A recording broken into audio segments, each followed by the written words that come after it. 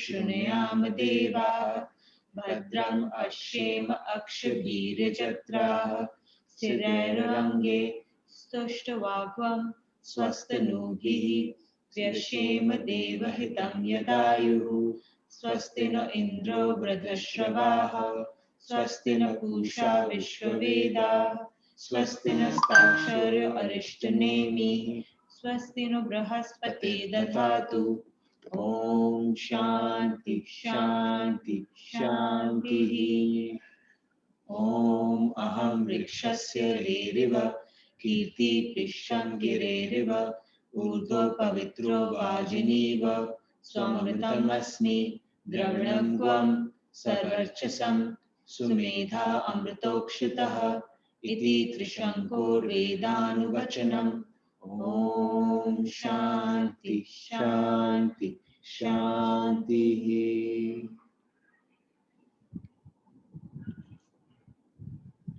Narayan, Narayan, everyone.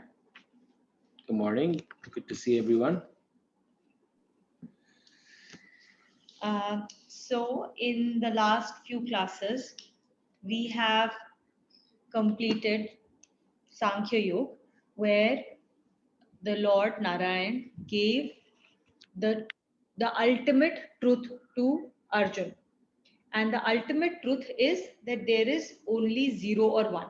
Either it exists or it doesn't exist. Either it is permanent. If it is not permanent, then it is transient.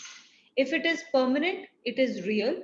If it is not permanent, then it is not real, even if it seems so. And in the process, he told us that self, our real nature, is the capital S self, which is the permanent, which is the only thing that is real. And what are the major characteristics of self? He said that we need to know self by understanding what self is not. So he told us what self is not. Self is immutable, so it cannot be cut by weapon, it cannot be burnt by fire or made wet with water, it cannot be dried by wind. It is all pervading, omniscient, it is immutable, and intransient, right? So it cannot be changed in any form. And everything related to body, to this world that we see around us, is transient, and hence it is unreal. Then he went on to tell us that based on this knowledge, armed with this knowledge, the only thing that makes sense is to do our duty at all times. He told us after that there is a lot of harm that will accrue to us if we don't do our duty. So what is the harm that accrues to us? The harm is that there is going to be basically perditions of hell, hells of fire. But what is that hell that we will experience? That hell is all up here in our mind. So the guilt, the shame, when everyone says that this is a person that has not done his duty, there is going to be infamy that we will get. There is, there is infamy, there is sorrow that will come to you, that will accrue to you, and the world is going to not treat you with respect. And for a warrior, there is nothing that is worse than infamy. Your family, your friends, your foes, everyone is going to say bad things about you, which will lead to your own hell, which you will create in your own mind through shame and guilt. But if you do your duty, then he also talks about all the benefits that accrue from it. So the major benefits that he talked about are, first of all, any unsought war, he very clearly stated, is an open door to heaven. What is an unsought war? An unsought war is all the VVGP around us. Vyakti, Vastu, Ghatna, Paristhiti. Objects, people, occurrences, and circumstances. Everything around us is a constant VVGP, is a constant unsought war. And if in this, as every VVGP unfolds in front of us, if we use this with gratefulness that it has come in front of us, to be able to clear our prarabdha, it opens the door to heaven. After that, he basically said, okay, now that we understand that there is a lot of harm to be accrued when we don't do our duty. There's a lot of benefit to be accrued if we do our duty. Then what is the right way of doing the duty? The right way to do the duty, he said, is by doing nishkam karma. And now we are going to understand how this nishkam karma happens. He further went on to say that there are two ways of doing activities. You are always going to do an activity, okay? If you are in this world, there is no moment that you are not in action. So there is no choice for doing or not doing action. Even if you think you're not doing something, even that is an action. So the choice is not about whether you do something or not. The choice is how you do it. Are you doing that action with an aim to get a certain desire fulfilled? Now, that desire may be to acquire something, or that desire may be to avoid something. That desire may be to preserve something that you already have. Or adulation. Or it could be adulation or fame or love or whatever else that you're trying to get out of this world, to get glamour, to get name, fame. If there is a desire attached to an action, it may be a very charitable looking action, yet there is a desire associated with it. There's nothing wrong with it, except that it will bind you to the results that will accrue. Every action will have a resulting consequence. If you covet that consequence, okay, if you covet that consequence, so action will always be followed by result. You cannot change that. That's the law of nature, okay? But if you covet that action, it will bind you to experience that result in a manner that will lead to many more births and death. That entire cycle will continue. If, however, you don't covet that result, it will happen anyway. That result will happen anyway. But if you don't covet it, you don't desire for it, then you are doing what is called nishkam bhav, an action without any desire associated with it. Such actions are like roasted seeds. When you roast a seed, it does not sprout any longer. The seed can still be enjoyed, but with no sprouting of further results that come from it. Okay, so there is no birth and death cycle. We will get deeper into that going forward. Just one thing to just clarify here, right? We are the capital S self inside of us. What binds us in this endless cycle of life and death is exactly what Tuhina said, is the desires and the desire based actions and the duty that we're doing it, but we do it with an end goal, with the end desire that gets manifested. And that only entrenches us further in this cycle of life and death. I think another important thing that was discussed was that when we are doing our duty, how do you do it in a manner that is nishkam bhav? One of the ways for you to, it's like one of the ways for you to figure out, are you doing it with the right attitude? Okay, one of the markers is, are you equanimous or not when you're doing that duty? And whatever follows after that, if you do a lot of action, you do a lot of work towards a certain result, you put in your best, okay, you've given everything you have to it, but if the result does not follow, do you get into depression? Do you get sad? Do you get upset? Do you get annoyed? For example, you're at your workplace, right? You're giving it all. At the end of it all, you expect a certain promotion or a certain salary raise, okay? And at the end of that year, when the appraisal cycle happens and that those results don't get accrued to you, are you going to be extremely upset? Are you going to be annoyed, angry, and then take actions with respect to that, or even just those thoughts that come to you, right? Then that means this is a desire led action. Or if actually that gets accrued to you, you're extremely elated and you're like, okay, this is the way to go about it, right? What Gita is saying is that irrespective of whether there is something that seems favorable or unfavorable, whether you get your result or not, whether there is happiness or sorrow, whether there is, whatever. These are the dualities of nature. If you can remain equanimous in that moment, then it is a great marker that your actions are not desire led.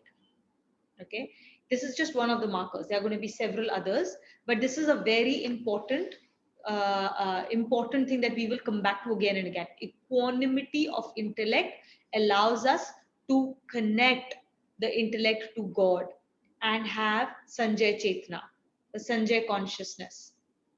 But if we are desire led, then you know that your intellect is Gandhari intellect, that your intellect is only going to justify your likes and your dislikes and not necessarily do the duty that you're supposed to do.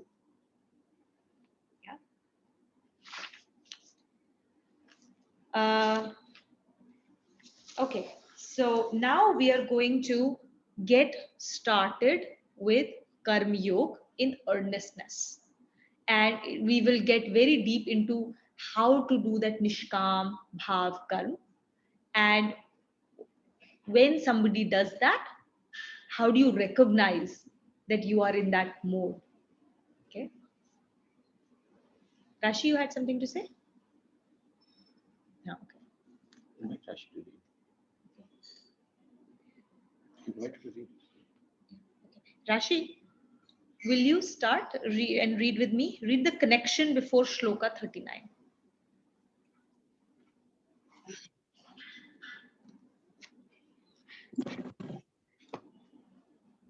Up to this point, the knowledge imparted by the Lord was based on Sankhya, which means the discipline of direct perception or self-realization. Henceforth, he preaches the discipline of action. He introduced the subject to Esha te bihita sankhye Esha tehi vihita Sankhye te bihita tehi vihita Sankhye buddhir yoge tvemam shrunu Buddhir yoge Vidma shrunu Timam Shrunu buddhya yukto yaya partha Vidya Yukto Yaya Partha karma bandham prahasyasi Karma Bandham Prahasasi neha bhikram anoshwasti Neha Bhikram Na Shoyasti pratyavayo na vidyate Pratyavayo Na Vidyate swalpam apyasya dharmasya Swarpam Swarpam Masyasya swalpam Swarpam Apasasya swalpam Swarpam apyasya Apasya apyasya Apasya yeah swalpam apyasya dharmasya Swarpam Apasyam Dharmasya trayate mahato bhayat. Trayate Mahato Bhayat. Yeah. Can you read the italics? O Partha, this wisdom has been imparted to you from the standpoint of Sankhya, direct perception of self-realization. Now listen to the exposition from the standpoint of yoga, discipline of action, equipment with which you will gain freedom from the bondage of action. In this discipline, no efforts come to naught, nor does any contrary result follow. Even a little practice of this yoga save on from great fear. Yeah. So here, at this very start of Karma Yoga, there's one important thing he said, right? There's a bondage of action. Every action creates a consequence, a result, a prarabdha. Karma creates prarabdha. Actions create results or consequences. And these results, these prarabdha, bind us. So there is always a bondage resulting from action. But we've also said that we don't have a choice about action. We are always in action. Then, how do we free ourselves from this bondage that naturally seems to come from the actions? And that is what is going to be covered in Karma Yoga.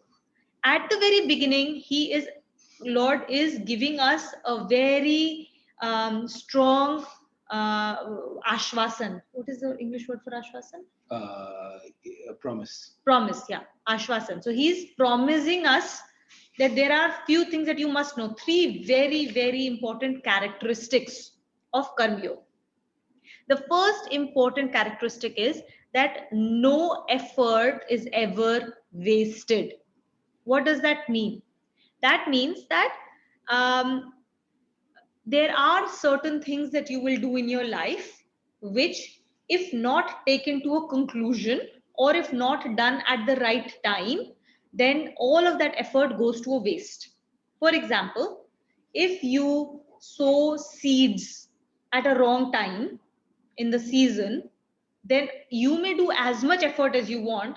The resulting, you will not get the right results. You will not get the right crop because you did all the effort, but then you did not water the plants correctly, or there was something not quite correct about the weather. So all the effort that you did not really yield the results that you really needed. Correct? So that is one example. Another example could be that you put in a lot of effort into preparing for a certain exam, and that exam does not give you the right marks or results, right? Depending on the type of exam, then all the effort you may have done for it is wasted. Or you may prepare for an interview and you don't really get through that interview. There's likely that very large amount of effort that you specifically did for that particular company's interview is likely going to be wasted. Okay, so he's assuring that in Karma Yoga, whatever effort you do, large or small, is never wasted. That means the results that are supposed to accrue from it will continue to accrue to you. So, for example, in this life, if you do a certain amount of Karma Yoga, you live a certain amount of, you learn certain things and you start to live with Karma Yoga to a certain extent, but you don't go all the way to attain liberation. There is a surety that this effort is not wasted. In your next life, all the things that you've done, learned, and everything that has happened in this life, the value of that will accrue to you in your next life. You will start from where you stopped in this life. Okay, the fact that all of us are sitting here in the Gita class with the Gita in our hands is a testament to the fact that in our previous lives we have done a lot of work to have reached this stage. There are so many people around you who are not in this stage, who do not have the mental makeup to be sitting here, who do not have the mental makeup to appreciate the teachings of Gita, but you are, which shows that there is a lot of work that you have done in your past lives which has accrued to this point in your journey.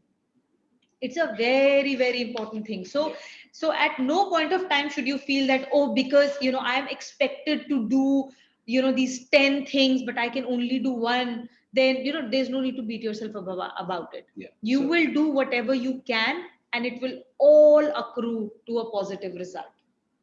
Very, very, very important.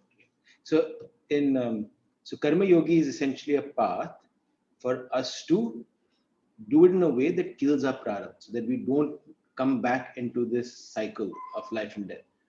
And the way to think of this, one way to think of it is, you are a woodcutter with an axe.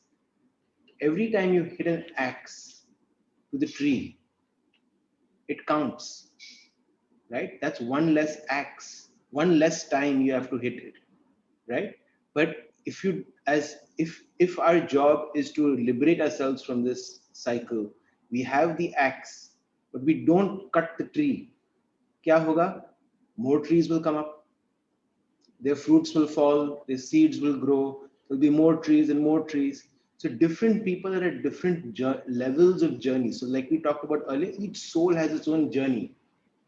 All of us will have different number of trees, different the axe strength that we have will be different. how sharp one person's blade might be will be very different to another. But what Bhagwanji is saying and what assurance he gives us is that in this one lifetime, we have the capacity, because we have free will and intellect, to sharpen the axe enough and cut all the trees. And if we do it with that intent, then we not only clear out our prarabdha and the consequences of our action from this life, we can potentially do it from all our past lives. Because all of it will start unfolding as part of our destiny in this one lifetime. Yeah. So there will be some of these concepts that we'll talk about here. The second important assurance that he gives us is that this is one discipline that if you follow, there would be no contrary results that will come from it. Even if you do it not in the perfect manner that it has been prescribed, even if there are shortcomings in the way we practice it, there is going to be no contrary result, which is not the case with most of the enterprises in this world. So, for example, medicine is supposed to be good for you, right, in a certain circumstance. So, if you take the medication in the correct form, in at the correct time, in the correct dosage, it will be helpful. But if you take too little, or you take too much, or you take it at the wrong time, it can have contrary results to what you were expecting, right? Here he says that there is no such thing.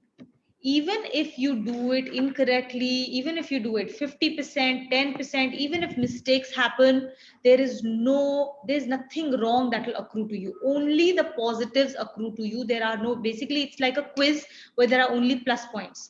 There are no negative marks for any wrong answers. Okay. But that is not the case with most other things in life. In most other things, there is positive and then there are negative marking also in the life of quiz, right? But not in case of karma yoga. The third important promise or assurance that he gives us is that even if you practice a very little bit of this in your life, it is extremely powerful. And why is it powerful is because while we so we all we when we practice karma yoga in every action that we are doing right now, there is surety that the result that accrues from this action, it will not bind me, right? But what happens to all the past actions that I've done before? How many lives will I have to go through to cut all of that prarabdha? He says that it is not the case that you have to go through every single action.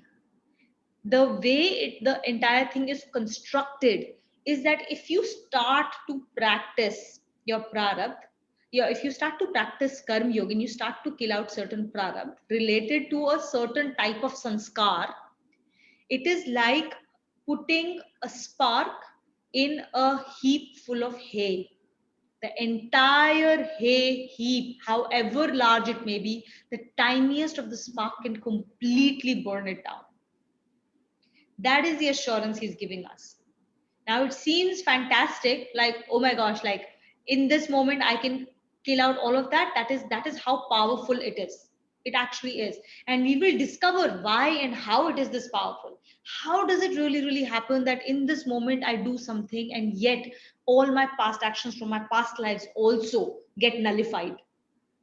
Which is why there is a there is a total possibility, and that is a possibility with which all of us should work, is that in this lifetime itself, howsoever many years we may have in our or at our disposal, we will be able to achieve moksha in this life.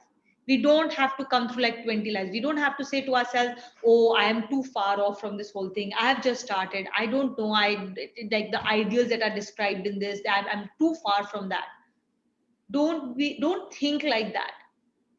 The first thing you have to say is that this is possible because he's giving us the assurance that it is possible. There are several examples in the past that show that people can go from one extreme to another and achieve liberation in one lifetime, and that happens because of this third assurance that he's giving us. One tiny spark of karma yoga can kill all others. Okay. What is mean by prarav? Prarav is that action or? Prarabdha is the result of the action. Result of the action. Okay. Yes. Action is karma. Karma leads to prarabdha, which is the results or consequences of the actions. Yeah. So it's that physics law, right? Every action has an equal and opposite reaction. Reaction. Okay. It's just that in from a spiritual perspective, every action does have an equal opposite reaction, but when we experience it, we may experience it in disproportionate amounts because our past prarabdha is also coming out, our entire. So we'll read this shlok, it will become slightly clearer. So we'll go ahead and read the shlok. Before that, I'll just say two more things, that um, two more concepts that I will reiterate here. Sanskar. So as we take actions, they create habits. An action that gets repeated over a period of time creates certain habits, and these habits are called our sanskars. Sanskars, there are certain types of sanskars that we are born with. What we call, this is the nature of a person. This is the predisposition of a person. Those are the habits that have been formed because of certain ways of being that have been for a lot of time in our previous lives. Now, we can rise above the sanskars and the prarabdha, which create our destiny. We can rise above all of this using our free will, and free will is only available in human form, not in any other form. So it's a very, very special birth that we have, which we must use. If in this life the only thing that separates us from every other species, every other form, whether it is higher than human form or lower than human form, it is free will. And if we do not use the free will correctly, it's a complete waste of a very important life form that we have achieved. Right. I have a question, like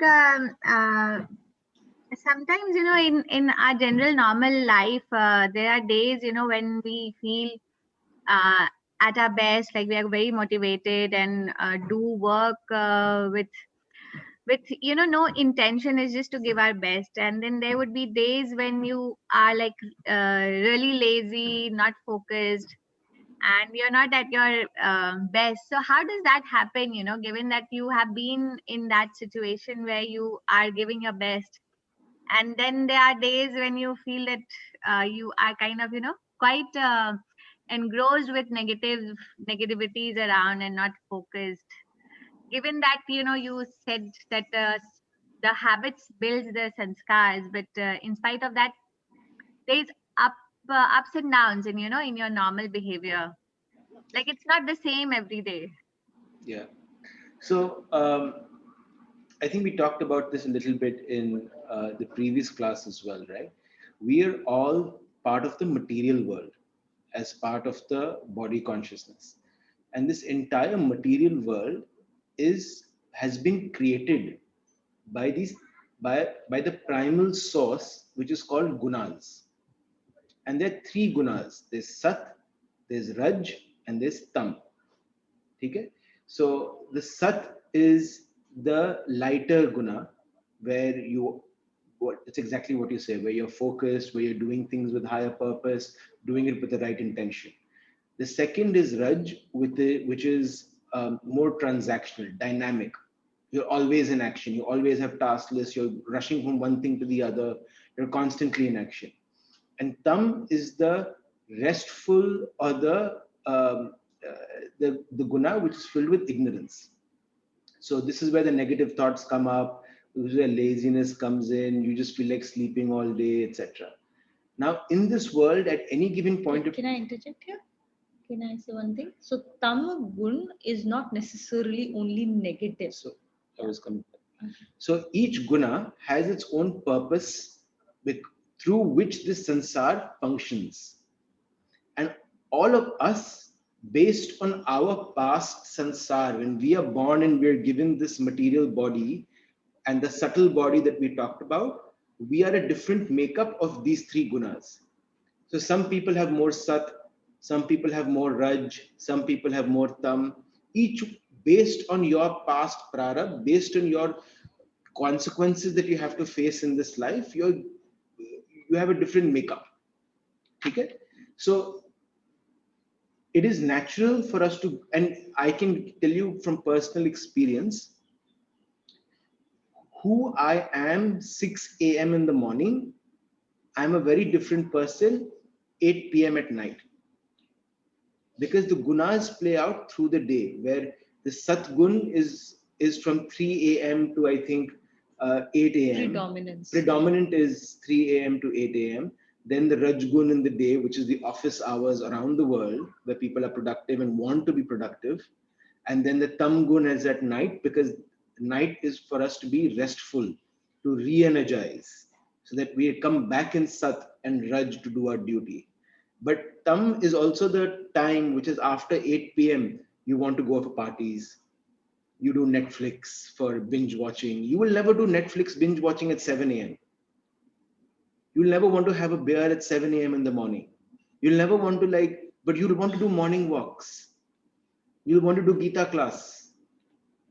You'll want to enjoy the sunrise. And this is a subtle manifestation of Sat, Raj, and Tam on our daily basis in our lives. Now, expand that further based on what our natural predisposition is in terms of the makeup of Sat, Raj, and Tam. And there are some days we're going to feel it. At the starting of the journey, it's just about us being aware that, oh, right now Tam is in the driver's seat. Or I cannot seem to find purpose. I cannot seem to find the right bhav to do with work. And Tamagun or Rajagun is in the driver's seat. The first step is just about being aware. Part of this journey is trying to train ourselves to always have Satagun in the driver's seat, so that everything we do with purpose. So So how do you train yourself to be in that state of mind of Satgun? Like, given that there is awareness that when you are in that Tamgun or Rajgun state, and you know that this is not the, like you are in that aware state of, there is an awareness that this is not the right state of mind to operate or do your work. So that's part of the journey of Karma Yogi. So chapter 2, chapter 3 will talk a lot about it. Then towards the end, chapter 14 literally only talks about gunas. It's like 35 shloks, 40 shloks only about gunas. So it's part of the journey. When it's the right time for us to implement it, it will come along in our reading. Yeah. And is this related to food also? It's a sattvic food, it's related to food also, right? 100%. So that's a brilliant point, right? The manifestation of Sat, Raj, and Tam exists in every material object of the world. So food also, there's sattvic food. There is some food which you eat, and you eat in right proportion. You feel light. You feel energized. There is some food which a lot of us do, which is eat while watching TV or eat while doing, you're just eating to get enough energy, but you're not really paying attention. You're not thanking, you're not blessing the food, you're not being grateful for it. Ab just kha rahe ho. And then there's of course tamagun food, which is all the addiction that is there in the world. But there's also food that makes you very lethargic. Like for me, it's like dal bati. I'll have like 3 batis and I'll be like really full, and I'll be like down, and I'll want to sleep at 2 p.m. in the afternoon instead of doing work or whatever. And that's me overeating. And that's tamagun that comes in. So Sat, Tam, and Raj are a part of everything in this world: food, actions, thoughts, behaviors, things that we see around us. So you would typically say a rock is full of Tam because it is stationary. Water is represents a lot of Raj because it is dynamic. It represents dynamism. And so sun is typically associated with sat as a sattvic energy, right? So everything, but at all points of time, like we said, nature is made of these 3 strings. If you take these strings apart, there is no nature left. So in a car, you will always have 3 passengers: sat, raj, and tam. You cannot wish away tam, you cannot wish away raj, because then you cannot live the life that you need to. You need all 3 of them. We just need to make sure that sat is in the driver's seat and is driving the purpose for everything of why Raj is being used, why Tam is being used. And then that activity, even if it is a tamoguni activity like sleeping, becomes a sattvic activity, even though there is preponderance of tam in there, because the purpose is sattvic. Okay, so to answer your question, Anupama, these actions or these ways of being are things that come from our sanskars. There are likes and dislikes that come up, whether we are aware of them or not. And as those likes and dislikes come up, and as our sanskars propel us to do sakam karma, they create these different behavior patterns or thoughts or emotions. Eventually, as karma yogis, we are all karma yogis, by the way. None of us here is a Sankhya yogi. Okay, so be under no such delusion. All of us are born within families. We all have everyday duties. We go to office. We have so if anyone has this notion that we are supposed to be Sankhya yogis, let me leave everything and go and live a 0 to 1 life. That's not going to happen. We are not meant to be that. We are all karma yogis, and our path is that of a karma yogi's path. So this path will show us how to recognize all these things that are happening within us, how to become aware of our thoughts, our actions, our feelings, and then how to direct them correctly. One of the most important things that you need to do to build the awareness, first thing is building the awareness of where your intellect is. And that will happen through constant reminder. It's practice, right? Everything where we are today is because of practice. The only way you're going to change or break past habits are through new habit formations. So the new habit must be formed by doing further swadhyay. Swadhyay and Nam Jap are two such things that you must do every day. 2 shlokas daily. Read 2 shlokas daily. Takes 10 minutes. But it will serve as a very good reminder to yourself to remember. Beyond Sunday class, every day it's a reminder to yourself of how to live life or to just simply become aware of who you are being. It all starts with that awareness, right? We said that there is Shravan, then Shravan is what we do daily in this class. This is Shravan, listening in. Then there is Manan. When you do your Swadhyay on a daily basis, you read your shlokas, you're thinking about it, that is Manan. Now you're intellectualizing it, you're beginning to understand it. Then there is Shravan, Manan, then Nidhi Dhyasan. So that is when you start to actually implement it. Internalize it and implement it. Okay, you will start by implementing it by doing. Okay, doing. And then doing over a period of time becomes being.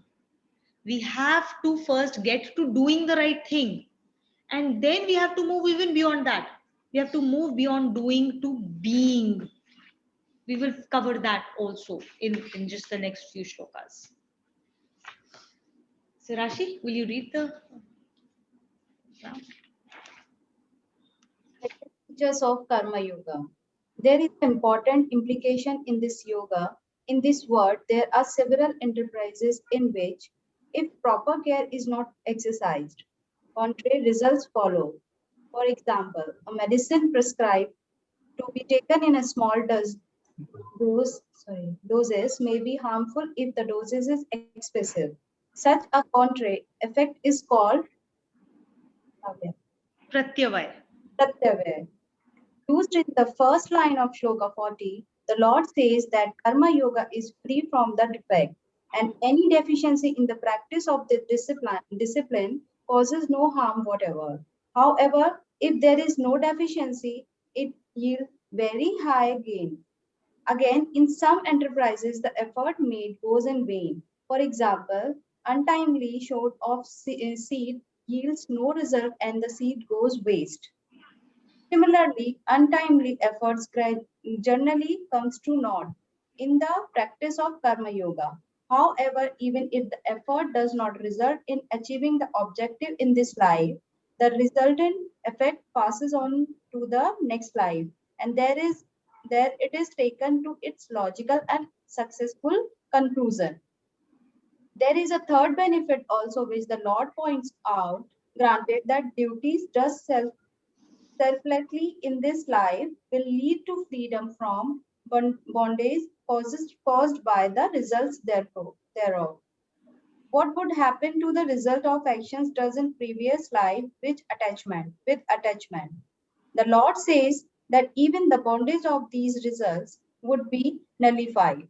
Even a little practice of karma yoga in this life would obviate fear. Just as a small spark of fire burns to ashes a big heap of straw, similarly, a tiny spark of karma yoga in this life burn to ashes the accumulated stock of results of actions done with attachment in several past lives. Therefore, whenever this truth is realized, immediate resources should be taken to practice karma yoga. With equanimity in this, there is a possibility of only gain without any risk of loss. Connection. Now a question arises, not knowing this principle, a good part of life is spent is diverse activity with the intellect guided by the worldly values. How come the intellect be trained to imbibe correct values so that it that is may subserve the practice of the discipline of karma yoga successfully? For this the Lord says. Mradul, will you read with me? Yes, sure. व्यवसायत्मिका बुद्धिः व्यवसायत्मिकाः बुद्धिः रेकेह कुरु नन्दन रेकेः कुरु नन्दन बहुशाखा ह्यननान्ताश्च बहुशाखा ह्यनान्ताश्च बुद्धयो व्यवसायिनां. बुद्धयो व्यवसायिनाम्. Yeah. If you can read the italics, brother. O Karunandan, in this yoga, there is a single pointed determination. The intellects of the irresolute are multi-prolonged and endlessly diverse. Yeah.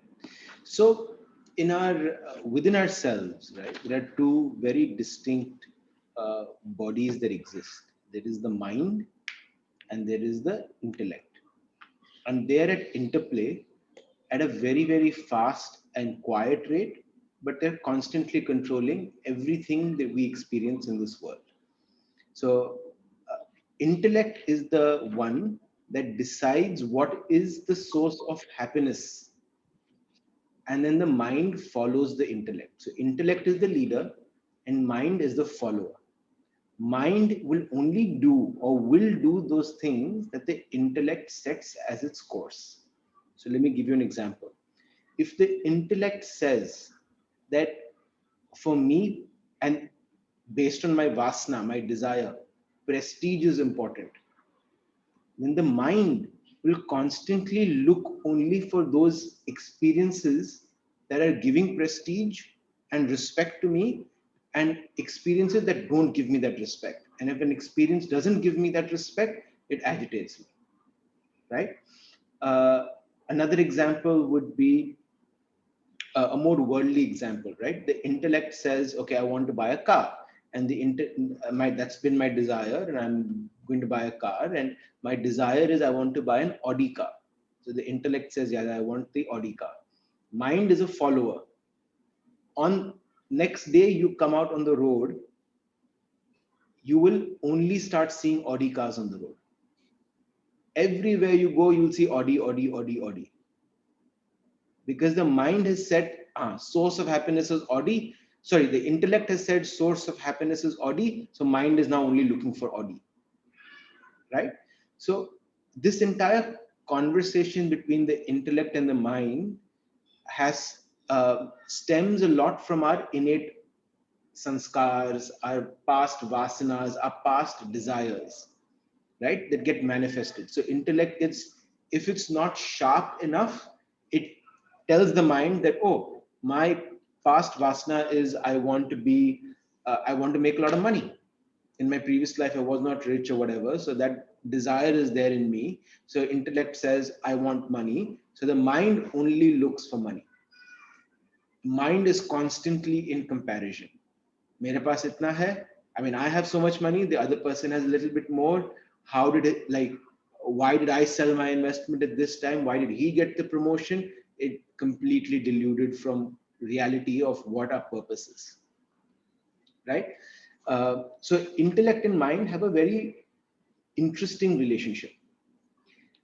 Now, but all of us also have a well-trained intellect where we know and have the ability to control our mind.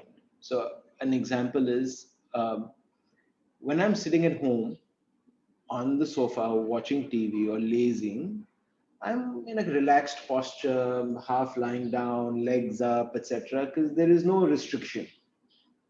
But the moment I'm in office, that posture is not going to come out. No matter what you try, because our intellect is in control. Like a mind might want to relax because we've not slept last night. Might want to like take a break because we're so tired. But the intellect will say, okay, you want to take a break? Let's walk pantry area. Let's find a sofa and sit there for 20 minutes. Let's get a beverage. Let's get a coffee and let's come back to work. This is a subtle interplay but that we do on a daily basis between our mind and intellect, right? Now, what this shlok is talking about is Vyavasaitmika Buddhi. Vyavasaitmika Buddhi means Buddhi is intellect. Vyavasaitmika means business minded. So this shloka is talking about business minded intellect. So what is a business minded intellect? So I think the best example here is a company. Companies are successful. Why? Because their bottom line is very clear. It's 1 and 0. You have a cost and you have revenue to make out of it. If you're putting in money but you're not making money, you're putting in a cost which is not resulting in revenue, you know something is wrong. Your Vyavasaitmika Buddhi will say, boss, this is not going to add up. We have 2 more months to survive and then we will go bankrupt. So you will do things to reduce cost or you will do things to increase revenue. This is a natural ability of our intellect which we have and which we use as business people, right? Bhagwanji is saying this Vyavasaitmika Buddhi you bring to Gita, you bring to Karma Yogi, you bring to your Vasana, your purpose, and you will see great results in your life. If you apply this same 1 and 0 concept, but you apply it from a sense of purpose and doing things with the right purpose and not getting attached to the fruits of action, you will have tremendous results. That's how you will burn. That spark will burn the hay of the stack of hay. That's how you will sharpen that axe to cut through like 5 trees at once. Yeah. So basically, this is economics 101. Okay. He's basically teaching us economics 101, saying, dude, like you're karma yogis, you understand what a businessman looks like. What does a businessman do? He has these resources at his disposal and he has to put them to the greatest use. Whatever will bring the greatest benefit. I have so much money, I have so much of manpower. What business enterprise will give me the maximum profit? That, in short, is Vyavasayatmika Buddhi, an intellect that knows its business. So, what is the most crucial and most important resource we have? It is time, right? Time is something that once gone will never come back. So you have to be extremely miserly about how and where you spend your time. Who do you spend your time with? What do you spend your time on? It is the most important thing that your business like intellect must think about. This resource will never come back. Okay. Now, if you have to think about it from that perspective, and if you have to go back to understanding that the larger context is that there is 84 million births that can potentially happen, 84 lakh million births, whatever that big, large number is. 84 lakh.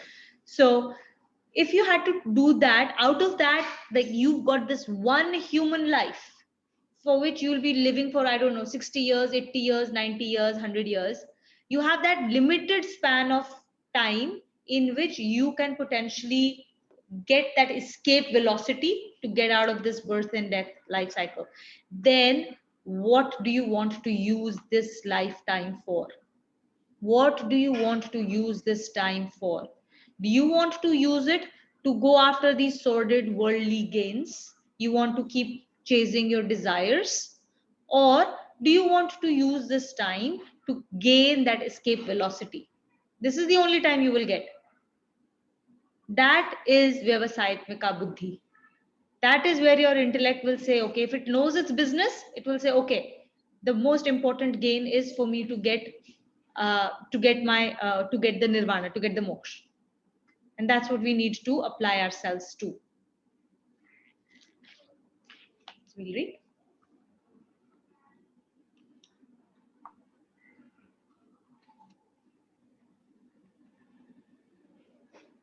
Single-pointed determination of the intellect. To achieve the equanimity of the intellect, it is extremely necessary to concentrate the thinking faculty on a single point. Such a convenient point is provided by the consideration that the aim of human life is to discipline it in such a way that the cycle of births and deaths in 84 lakh forms may be obviated. Equipped with this determination, the intellect can be firmly established with equanimity, which will constitute single-pointed determination. If this is not done, the intellect wavers and seeks diverse worldly enjoyments, while back-breaking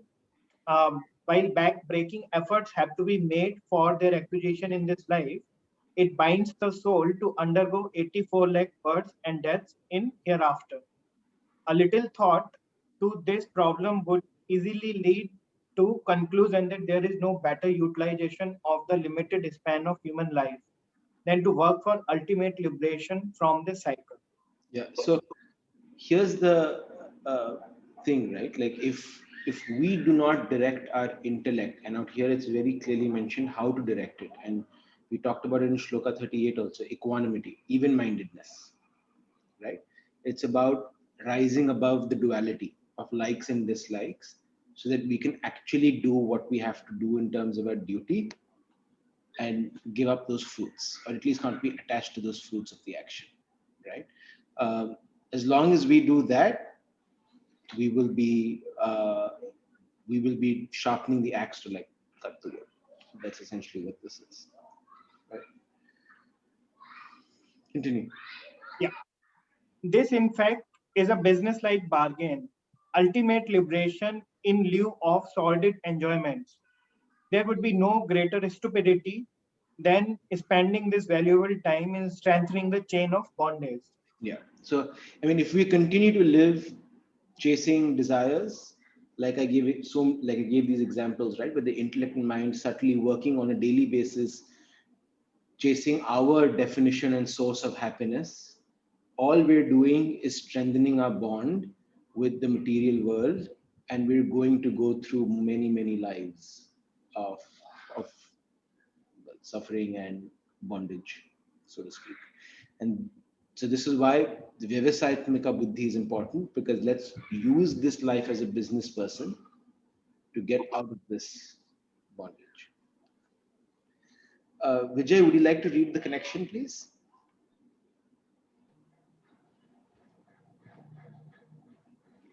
Advising renunciation of desire-oriented objectives of action, the Lord says, Yamimam pushpitam vacham Yamimam pushpitam vacham pravadantya vipaschitaha pravadantya vipashtitah vedvadaratah partha vedvarta partha nanya nanyadastiti vadinah nanyadastiti vadinah कामात्मना स्वर्गपराः kamatpana swargapara paraha जन्म कर्म फलप्रदां janma karma phalapradam क्रिया विशेष बहुलाम kriya visheshe bahulam भोगैश्वर्य गतिं प्रति भोगेश्वर्य pratitati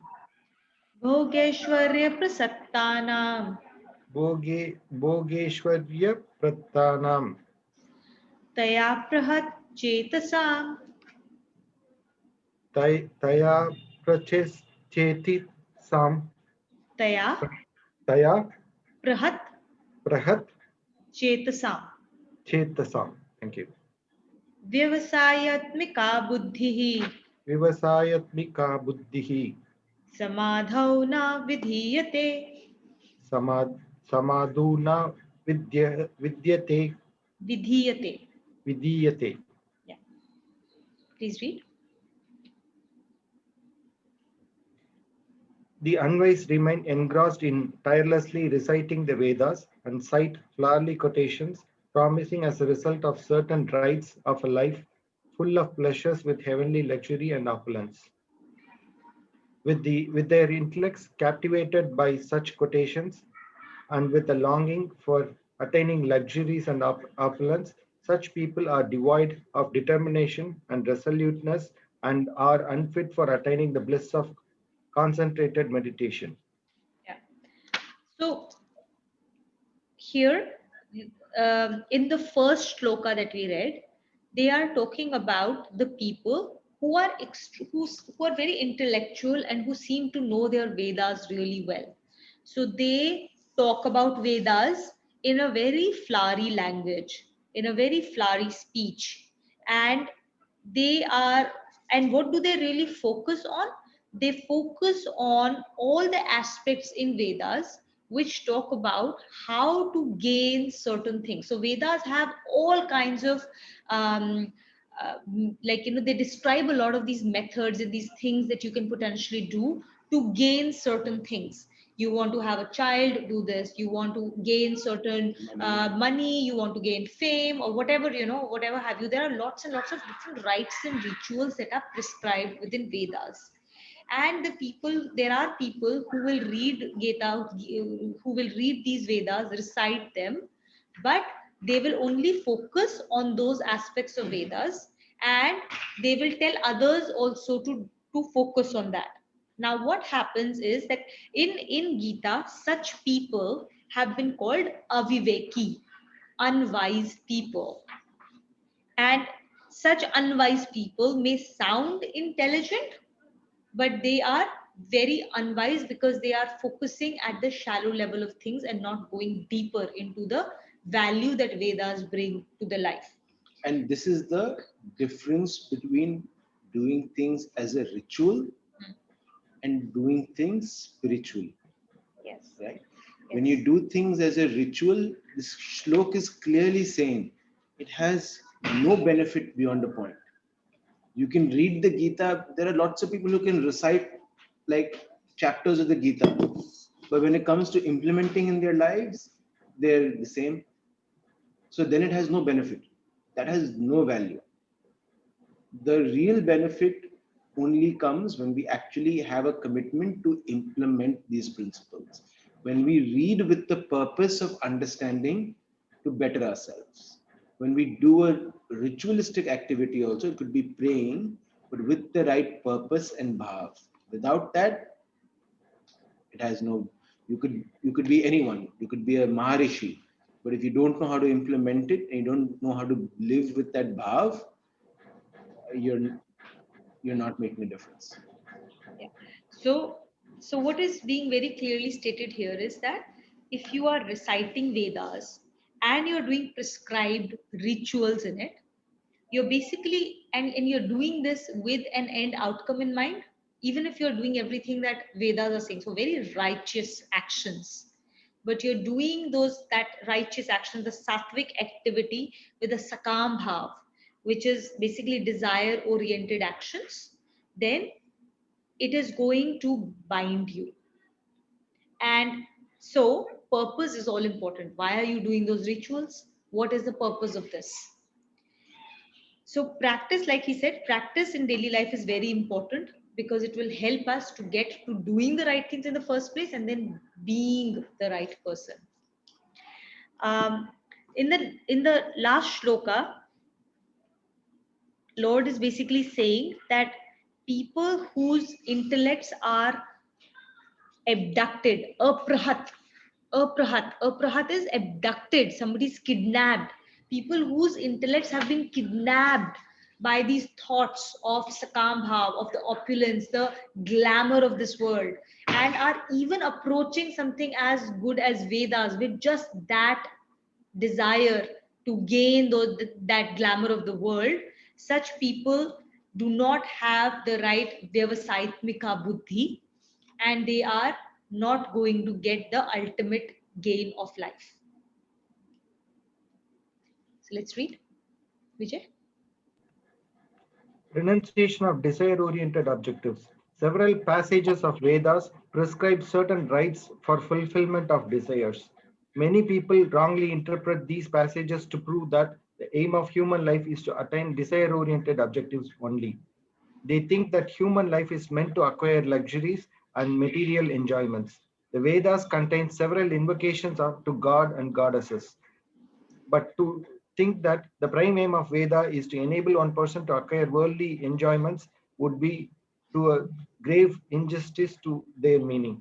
Mention of supernatural powers of gods to provide enjoyments is made only to emphasize that the gods provide wherewithals of life as matter of course. Yeah.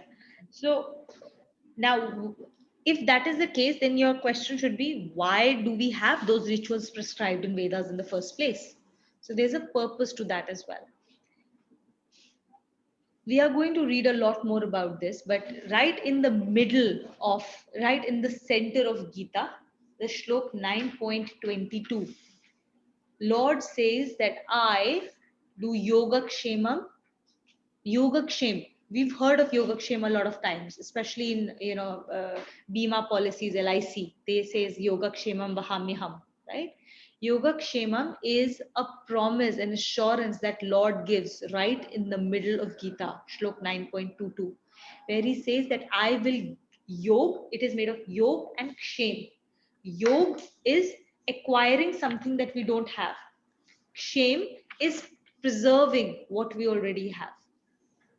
So, Lord is assuring us that whatever you need in your life, if you don't have it, I will provide for it.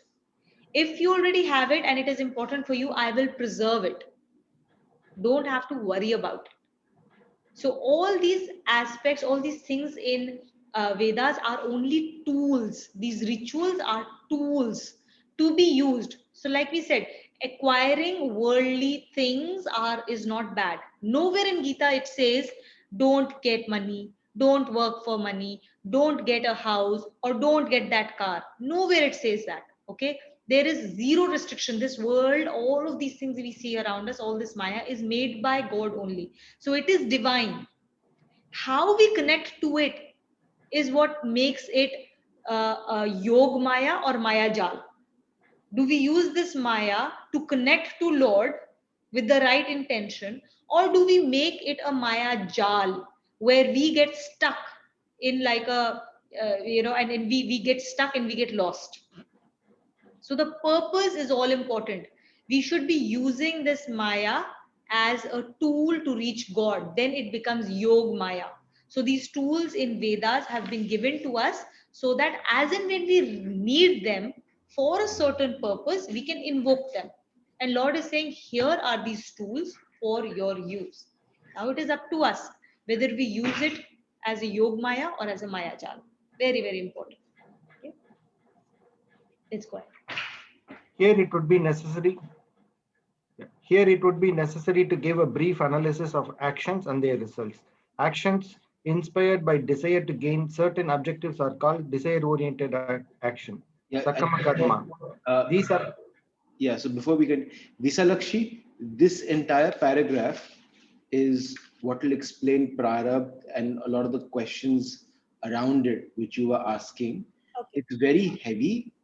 So while we will do an explanation of it, I would recommend all of you to read this after the class at your own time, because every sentence will answer some question or the other for you as you start thinking about it. Yeah, so it's a very, very heavy paragraph, but it answers a lot of the questions that keep coming up in class.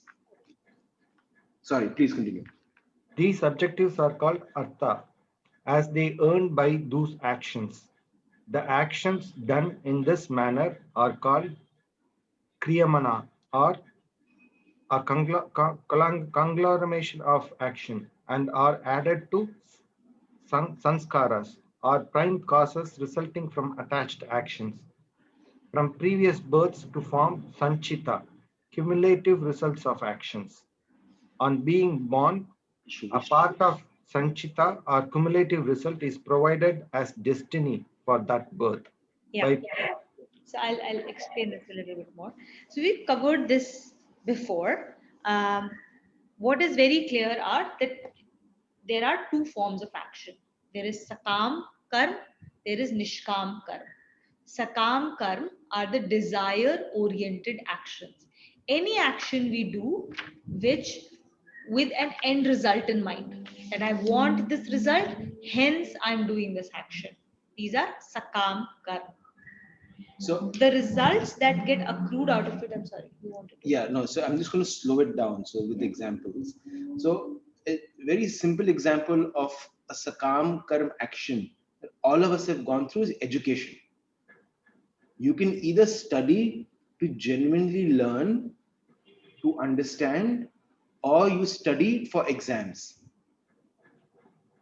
And we all know as adults now, we've gone through education, we've gone through business now, we realize the huge difference now when we learn, when we read books versus how we did it in schools in India, right? And how we recommend our children to also do it. And that's the difference. It's the same action, it's the same suffering, but one has resulted in us becoming more intelligent, which has enriched our lives, and the other has resulted in stress, tension, comparison, and a lot of unhappiness, a lot of like, I don't want to study, right? So that's a really simple example of how a desire oriented action manifests differently to an action which is done with uh, the right purpose. I'm sorry. Please. That was a good one. And these objectives, which are so the object, basically the results, the padarth that we say is called the arth. Now, arth are the results that are earned by these actions. All the actions that we do, they create a sanchit karma. Sanchit karma, like it says, is a treasure trove of all the actions that we've done and the results that accrue from it that we need to live through. A part of this sanchit karma is taken out at a certain at when we are born and given to us as destiny. Live through these actions in this life. And the actions that we've been continuously doing, they create certain habits which become sanskars for us. So we are born with that predisposition of being, which is our sanskars. So now we are born, because of our past actions, we are born with a certain destiny and a certain predisposition, a certain sanskar. And we have to use our free will to rise above both of these by choosing at every moment to do our duty. Now, when you hear about it in that context, it feels as if like destiny is such a fatalistic concept, right? Destiny has been given to me. I have to live through it, no matter what, right? So, so the important thing here is to realize that destiny is not a fatalistic thing. It is not given to you as if Bhagwanji is saying, "See, you did this, now you live through it." It isn't a revengeful thing. Okay, justice is done by nature. God doesn't do justice. God only has benevolence, but nature does justice. So every action will have a resulting action and it will do justice. Nature will always give you justice. Lord doesn't give you justice, Lord gives benevolence. So when destiny is given to us, it is not given as a revenge that you did all of this and hence you must go through it. No, it is benevolence of God that this destiny is exactly the one that you must live through. And if you utilize it correctly, it will lead you to your ultimate benefit. And that's the way we must live through every single moment of our lives. Every unsought war, every VVGP, every destiny that unfolds itself, we have to use it as a tool and be grateful for the way it appears in our lives, because there's only one thing for it to do, to use it for our ultimate benefit. It is there for our own uddhar. It is not there to teach us a lesson. It is there for our uddhar. Even if there is a lesson to be learned, it is that lesson is to be learned for our uddhar. So everything that happens in our life, if we can look at it with that attitude, you will have continuous feeling of gratefulness. Even that person who comes in your office who irritates you, or that person who triggers you, he is there to teach us a lesson, and we must be grateful for that person to come into our lives. Even if a seemingly unfavorable situation comes, even if it feels like, okay, how can something be something unfavorable, like me losing the house keys, or I lost my wallet, or I got cheated by somebody, how can that be looked at from this perspective? When you go deeper and you calm yourself down and be there with that equanimity of intellect and you think through it, you will find how it is also a tool for our uddhar. And as we do antakaran ki cleansing, as we cleanse ourselves from internally, we will be able to see our uddhar in every activity that happens in our life, which then itself will cause the equanimity of intellect to be built further. It's a virtuous cycle. It's a virtuous cycle which will only take us higher and higher and higher as we keep climbing. What is mean by Uddar? Uddar is Uddar. What? Uddhar. Uddhar is our own benefit. Own benefit. Okay. We yeah, uddhar is basically our benefit, but in a very good manner. Like, it is not just benefit, but it's our ultimate benefit. And the difference between Sanchita and Sanskara. Sanchita is cumulative result provided as destiny for this lifetime, or it is like a consolidation of all the lifetimes from the past, It's your consolidation from all the lives. for all your life. It's like your treasure trove in which everything that you do goes into that treasure trove. So That is your sanchit karma. let me help you visualize it, right? Because I'm a very visual person. So the way I see this is, imagine you have all this sanchit karm in a vault, like a box, a treasure trove box, and it's all metal. It's all in metal form. Based on your life, the way you've led this particular life, you have certain predispositions. Your sat, tam, and raj, those gunas we talked about, are different pressure, are in different proportions. Based on that, imagine that's a magnet. So that magnet will go to that box with all the metal, which is all your karma. It will attach whatever is relevant for that particular magnet, which is your predispositions of your nature, your material nature, and then that will result in your life for this particular form. So based on who you've been, you will have a certain destiny this year, and that destiny is set. But based on the free will you live today and how you deal with your VVGP, you determine the life for you moving forward. You can not only shape your destiny this life, but you 100% shape your destiny for the future, right? So that the challenges you face would be very, very different. And all of us have gone through this journey, I would say, many, many, many times.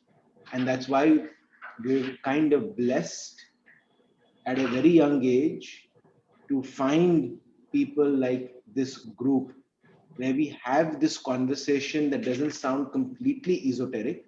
A lot of you are very like close friends with each other. You know, a lot of you are born in families where family people have recommended you, or you've met friends here, and that itself is your greatest blessing, that we've come to in this path to like liberate ourselves out of it. So the VVGP, actually it means that whatever situation you are into, you just give your best as per your understanding of right and wrong and doing your duty at that moment. Yes, That's it. yes, yes, absolutely. You have to do, that's all that you have to do actually. You just have to do your duty in every moment and that is the ultimate pinnacle of life. Because if you continue to do your duty, what does Lord assure you? That you will achieve, either you will get the result that will lead you to material enjoyment, or even if you don't get it, you will get felicity of heaven. Felicity of heaven, which is your mental peace that no one can take away from you, of having So, done your best and your duty.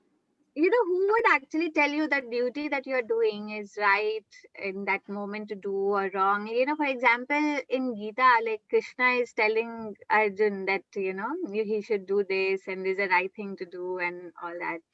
But in real life, sometimes, what is right for me can be wrong for the other person. Yes. And so who decides that this duty is the right thing to do at that moment? So duty is always the right thing to do. I mean, no, like the kind of duty you are doing. What action constitutes duty is the Yeah. question you want to ask, right? You So want to take that? yeah, so the thing is, Anupama, um, inside all of us is the voice of capital S self, The Krishna. the Krishna. Inside all of us is that mental marker where we feel at peace when we do something, or our mind goes in overdrive trying to justify what we just did and analyze. And, there is that little discernment faculty that comes in. And as we sharpen the intellect, as we move a step above from duality, where we start becoming equanimous, where we don't react to pleasure and pain and likes and dislikes, we start becoming more aware of what our capital S self appreciates and what is attracted to and what it does not. The fact that I would say it's now been 3 months, you guys are making so much effort every Sunday. You have kids, sometimes helpers on leave, just like us, but you guys show up with the concentration that you guys have. That itself goes to show that somewhere your intellect is getting sharper, and deep down, this seems right. Right. And as we go forward in the path, we will start seeing that discernment Sharpen in up. Yeah. sharpen up in every activity. And So the duty, like you said, this duty will be told to you by Krishna. In Gita also Krishna is telling Arjun, right? So but your Krishna is inside of you. My Krishna is inside of me. I only will tell myself. No one, there are no answers in Gita for you, for any situation in life. It will only give you tools and frameworks which you will then use. And like you absolutely accurately said, what is right for you may be wrong for someone else. Because duty is dependent, there is no black or white in this world. Duty is determined based on four things: Desh, Kal, Paristhiti, and Desh, Kal, Paristhiti, and ashram. Ashram. So, which country you live in? Country, as in not like geographical, but basically the area in which you live, the community in which you live. What are the general manyataएं? What are the general ways of being that are considered okay within that community? So, Desh, Kal, the times in which we live. Is this the millennial generation will have its own set of ethos compared to the boomers, right? So the times in which we live, the the special circumstance in which we find ourselves in that moment, and the ashram, the stage of life that we have. These four things come together, and if any one of them changes, the nature of your duty will change, which is why your duty is yours alone in that moment and not mine. What I do in that circumstance will be very different from what you will do in that circumstance. So only Basically, you control your. Hmm? what your heart says, what your feeling says, Not heart. Heart is like and emotion. what Emotion. your intellect says. Yeah. The, Yes. the Yeah. wisdom So is related to intellect, right? The wisdom is the Krishna. The wisdom, we can take it like a Krishna. Krishna is guiding to the intellect, and intellect is guiding through the mind, right? correct. Absolutely, absolutely. Absolutely. So buddhi is what we call intellect, right? Now, as we sharpen and we apply and we do more nidhi dhyasan, that intellect will then become vivek, wisdom. So intellect becomes wisdom, vivek. Now, when we start to use vivek at all points of time, that Vivek transforms into Pragya. And Pragya is basically when we are using wisdom at all times. What is the difference? Is that Vivek is when we are doing, and Pragya is when we become. Being. So, from doing to being, when you reach that stage of being, that Krishna inside of you is loud and clear. And our entire journey is to cleanse that antakaran so that we can go back to that pragya that is inside of us already. Just to share with you one example, like I felt that before I used to be really egoistic in terms of my approach with dealing with people.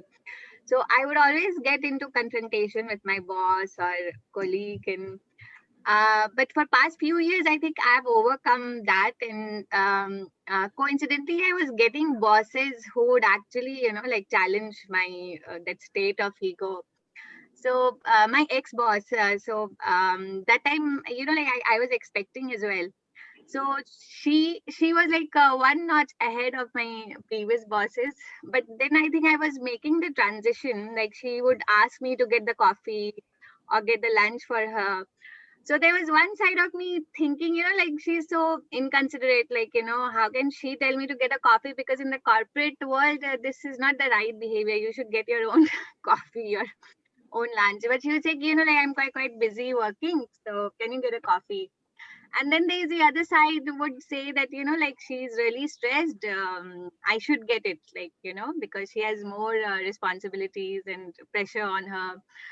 And then I would respond with this other side, because as I mentioned that I was going through that transition of not being egoistic and helping people and not taking as something which is like deciding between right and wrong, but it's like a helpful gesture, like a kind gesture.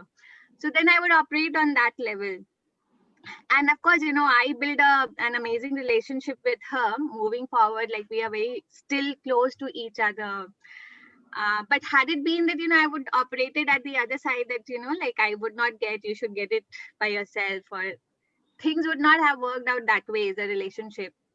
So does this mean that, that time my mind was saying this way, and before it would have reacted in a different manner?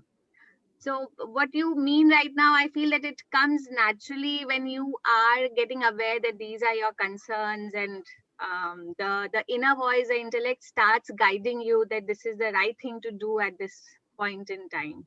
So I think your example is absolutely beautiful, right? I think if you are to view it uh, from the Gita lens, your prarabdh was to experience egoistic bosses because that is something you had to deal with. Over a period of time, you realized you have an ego, which maybe in the past you've also realized that it's not effective always Mm. to do it.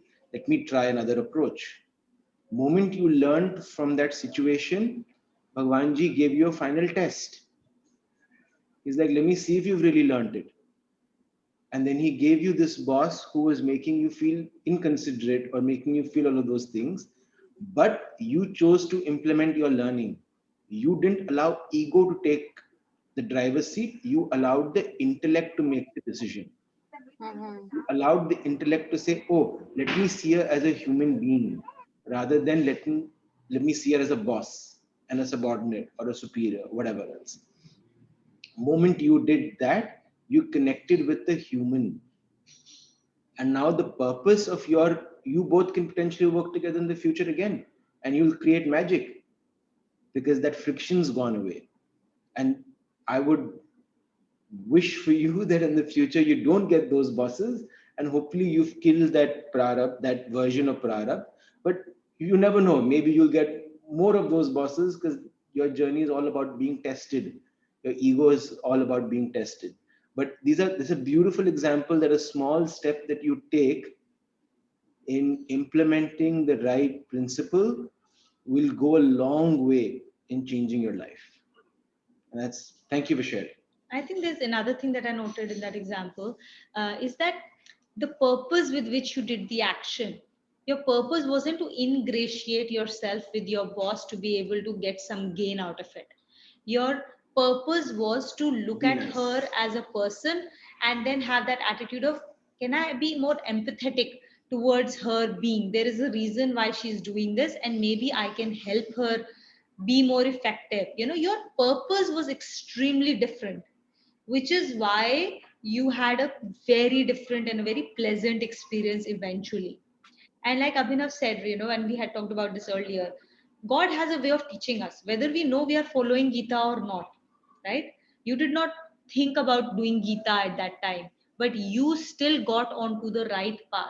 God has a way of teaching everybody. We'll all eventually come back to Him. And He has this four hands, right? The lotus, then He has the mace, He has the Sudarshan Chakra, and He has a Shankh, right? So with those four ways, He constantly teaches us. The first time He'll try and teach us is the softest way, whether we hear it or not. It's like the flower touch. Then the louder noise will come through the Shankh. We don't hear it, then He's going to hit us with a gada, right? So that's when every time we have to learn a lesson, we don't learn it, the next situation will be more difficult for us to deal with. It will keep on snowballing into something bigger and bigger until we wake up and say, boss, I need to do something about this. There is something for me to learn Yeah. here and change who I am being or what I am doing. And when we do that, that experience stops to either occur in our lives, or that situation or that occurrence will come, but it will stop bothering us completely because we have gone past it. And then we know we are ready for the next important learning lesson of our lives. Yeah. So like when we have wishes, right, and we pray, God, give me patience. God just doesn't, He doesn't give you patience. He gives you situations where you can practice patience. Yeah. Right? And it's the same thing with this. Let's finish reading and then. Sure.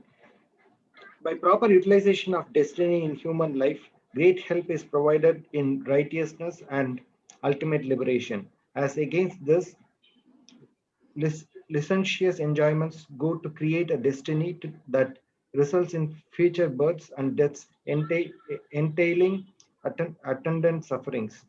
To strive for such enjoyments would be desperation of human life. The attainments of human life can be put in four broad categories: dharma, moral values; artha, economic values; kama, desires; and moksha, spiritual values. Of these, economic well-being and fulfillment of desires are provided mainly by destiny. Moral upliftment and spiritual liberation results from persistent efforts in this life.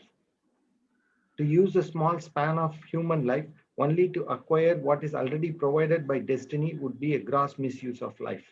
Human life is meant to attain righteousness and liberation with sincere and sustained efforts, and this is what constitutes of teachings of Vedas. It has to be borne in mind that worldly pleasures are transient and illusory, and to acquire them can never be preaching of Vedas. Connection. Discussing this important point, Lord goes on to delineate the constituent of equanimity of intellect. Yeah. So we are over the time, but I'll quickly summarize two very important things covered in this paragraph. One is that there are four important goals of human life. All four of them are important, but they go in pairs together. So dharma and arth go together. You should acquire earth, acquire the economics of this life by using dharmic ways. Dharma and earth always go together, okay? So please go ahead and acquire your money, get your house, but do it in the right manner with the righteous actions and with the right bhav, with the right purpose, okay? Dharma and earth go together, and kam and moksha go together. Desire, but desire for the ultimate liberation. That is the only desire worth having. Every other desire will entangle you. This is one desire that will liberate you. So, dharma and arth, kam and moksha, desire for the ultimate liberation. very important thing that God is saying here is a very big assurance, which most of us find it difficult to accept, is that your karma, your earth, and your desires, the desires that you want fulfilled for earth, they are basically provided for by Lord. Like I said, in the middle of Gita, he has said 9.22, Yoga Kshemam. I will bring to you what you need, and that is provided for by him in your destiny. Where you're supposed to go, how much money you're supposed to have, how many houses you will have, it has already been provided for. So to spend your life on a hamster's wheel just to get what has already been provided for is a complete waste of life. We will find out in future as we go through this, especially when we read about gunas in chapter 14, you will realize how that is true, because a lot of people will come back to this by saying, oh, that means if I have to get all of this, then why am I working? Right? I don't have to work. I will sit here, I will watch Netflix all day, because my destiny already tells me what I have to what I have to get, right? How many cars I'll have, how many houses I will have. It's a very, very good. When you read through this, you will find how the answers are. You cannot be any other way. The day you have to do something to acquire something or to lose something because it is not in your destiny, you will do it no matter what you think. And you may think it is out of a willful behavior of yours, but it is not. And we'll find out how that is. And it is not fatalistic, by the way. It is not fatalistic at all. Free will still rises above all of this, right? So, so important thing to take away from this, you will know how later on, is that earth and desires are provided for in your destiny. So use this time to get off the hamster wheel and to strive for the ultimate liberation, which means do swadhyay, do nidhi dhyasan, and practice everything that we are talking about here. That's it. All right. Should we do the closing shlokas? Yeah. Are we supposed to do or something? Kavita was supposed to do, but I don't think she's in. She has her daughter's dance performance that she can't seem to get out. So we'll just do it. All right. Om Sarvesham Swastirбhavatu Sarvesham Shantirбhavatu Sarvesham Purnam Bhavatu Sarvesham Mangalam Bhavatu Om Sarve Bhavantu Sukhinah Sarve Santu Niramaya Sarve Bhadrani Pashyantu Ma Kaschit Dukh Bhag Bhave Om Asatoma Satgamaya Tamasoma Jyotirgamaya Mrityorma Ramritam Gamaya Om Shanti Shanti Shanti Om Purnamada Purnamidam Purnat Purnamudachyate Purnasya Purnamadaya Purnamevavashishyate Om Shanti Shanti Shanti.